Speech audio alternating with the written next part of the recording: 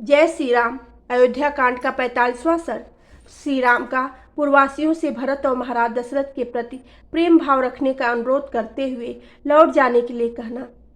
नगर के वृद्ध ब्राह्मणों का श्री राम से लौट चलने के लिए आग्रह करना तथा उन सबके साथ श्री राम का तमसा तट पर पहुंचना।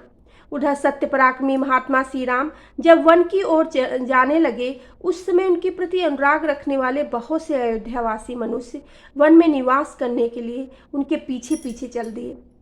जिनके जल्दी लौटने की कामना की जाए, उस स्वजन को दूर तक नहीं पहुंचाना चाहिए इत्यादि रूप से बताए गए सुहृद धर्म के अनुसार जब राजा दशरथ बलपूर्वक लौटा दिए गए, तब भी जो श्री राम के रथ के पीछे पीछे लगे हुए थे, वे अयोध्यावासी अपने घर की ओर नहीं लौटे, क्योंकि अयोध्यावासी पुरुषों के लिए सद्गुण संपन्न महायशस्वी श्री राम पूर्ण चंद्रमा के समान प्रिय हो गए थे। उन प्रजाजनों ने श्री राम से घर लौट चलने के लिए बहुत प्रार्थना की, किंतु वे पिता के सत्य की रक्षा करने के लिए वन की ओर ही बढ़ते गए।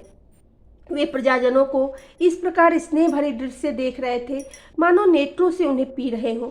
उसमें श्री राम ने अपनी संतान के समान प्रिय उन प्रजाजनों से स्नेहपूर्वक कहा, अयोध्या निवासियों का मेरे प्रति जो प्रेम और आदर है, वह मेरी ही प्रसन्नता के लिए भरत के प्रति और अधिक रूप से होना चाहिए। उनका चरित्र बड़ा ही सुंदर है, सबका कल्याण करने वाला है, कैकेयी का आनंद बढ़ाने वाले भरत आप लोगों का यथावत प्रिय और हित करेंगे। वे अवस्था में छोटे होने पर भी ज्ञान में बड़े हैं, पराक्रमोचित गुणों से संपन्न होने पर भी स्वभाव के बड़े कोमल हैं।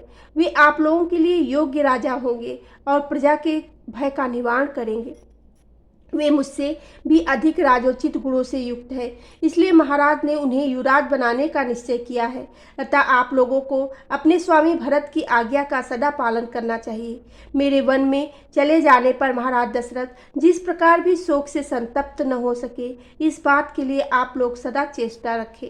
मेरा प्रिय करने की इच्छा से आपको मेरी इस प्रार्थना पर अवश्य ध्यान देना चाहिए। दशरथ नंदन श्री राम ने ज्यों ज्यों धर्म का आश्रय लेने के लिए दृढ़ता दिखाई, त्यों ही त्यों प्रजाजनों के मन में उन्हीं को अपना स्वामी बनाने की इच्छा प्रबल होती गई।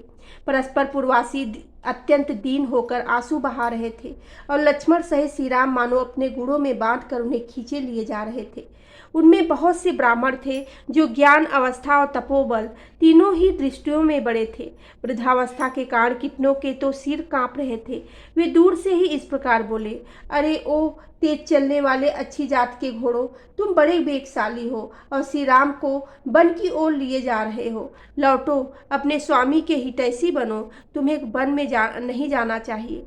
यूँ तो सभी प्राणियों के कान होते हैं, परंतु घोड़ों के कान बड़े होते हैं, अतः तुम्हें हमारी याचना का ज्ञान तो हो ही गया होगा, इसलिए घर की ओर लौट चलो।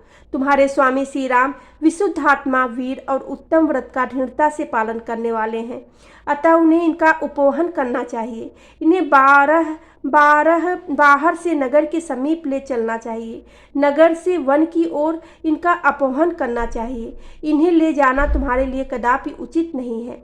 वृद्ध ब्राह्मणों को इस प्रकार आर्तभाव से प्रलाप करते देख श्री रामचंद्र जी सहसा रथ से नीचे उतर गए। वे सीता और लक्ष्मण के साथ पैदल ही चलने लगे। ब्राह्मणों का साथ न छूटे, इसके लिए वे अपना पैर बहुत निकट रखते थे, लंबे डग से नहीं चलते थे। वन में पहुंचना ही उनकी यात्रा का परम लक्ष्य था। श्री रामचंद्र जी के चरित्र में वात्सल्य गुण की प्रधानता थी, उनकी दृष्टि में दया भरी हुई थी, इसलिए वे रथ के द्वारा चलकर उन पैदल चलने वाले ब्राह्मणों को पीछे छोड़ने का साहस न कर सके। श्री राम को अब भी वन की ओर जाते देख वे ब्राह्मण मन ही मन घबरा उठे और अत्यंत संतप्त होकर उनसे इस प्रकार बोले, रघुनंदन, तुम ब्राह्मणों के हितैषी हो, इसी से यह सारा ब्राह्मण समाज तुम्हारे पीछे पीछे चल रहा है। इन ब्राह्मणों के कंधों पर चढ़कर अग्निदेव भी तुम्हारा अनुसरण कर रहे हैं। वर्षा बीतने पर शरद ऋतु में दिखाई देने वाले सफ़ेद बादलों के समान हमारे इन श्वेत छत्रों की ओर देखो, जो तुम्हारे पीछे पीछे चल पड़े हैं। ये हमें वाजपेयी यज्ञ में प्राप्त हुए थे, तुम्हें राजकीय श्वेत छंद नहीं प्राप्त हुआ, अतः एवं तुम सूर्य देव की किरणों से संतप्त हो रहे हो। इस अवस्था में हम वाजपेयी यज्ञ में प्राप्त हुए इन अपने छात्रों द्वारा तुम्हारे लिए छाया करेंगे। वत्स, तो हमारी जो बुद्धि सदा वेद मंत्रों के पीछे चलती थी, उन्हीं के चिंतन में लगी रहती थी, वही तुम्हारे लिए वनवास का अनुसरण करने वाली हो गई है। जो हमारे परम धन वेद है, वे हमारे हृदयों में स्थित है।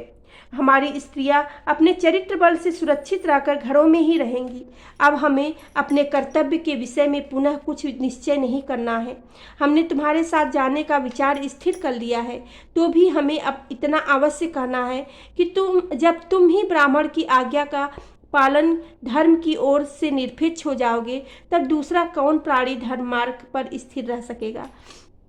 सदाचार का पोषण करने वाले श्री राम, हमारे सिर के बाल पककर हंस के समान सफ़ेद हो गए हैं और पृथ्वी पर पड़कर साष्टांग प्रणाम करने से इनमें धूल भर गई है। हम अपने ऐसे मस्तकों को झुकाकर तुमसे याचना करते हैं कि तुम घर को लौट चलो। वे तवज्ञ ब्राह्मण वह जानते थे कि श्री राम साक्षात भगवान विष्णु है, इसलिए उनका श्री राम के प्रति प्रणाम करना दोष की बात नहीं है। इतने पर भी जब श्री राम नहीं रुके, तब वे ब्राह्मण बोले, वत्स, जो लोग यहाँ आए हैं, इनमें बहुत से ऐसे ब्राह्मण हैं जिन्होंने यज्ञ प्रारंभ कर दिया है। अब इनके यज्ञों की समाप्ति तुम्हारे लौटने पर ही निर्भर है। संसार के स्थावर और जंगम सभी प्राणियों द्वारा तुम्हारे प्रति भक्ति रखते हैं। वे सब तुमसे लौट चलने की प्रार्थना कर रहे हैं। अपने उन भक्तों पर तुम अपना स्नेह दिखाओ।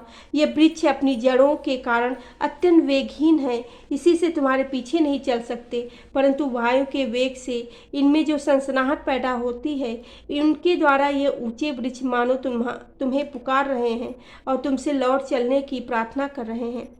जो सब प्रकार की चेष्टा छोड़ चुके हों, चारा चुगने के लिए भी कहीं उड़ कर नहीं जाते हैं और निश्चय रूप से वृक्ष के एक स्थान पर ही पड़े रहते हैं, वे पक्षी भी तुमसे लौट चलने के लिए प्रार्थना कर रहे हैं, क्योंकि तुम समस्त प्राणियों पर कृपा करने वाले हो।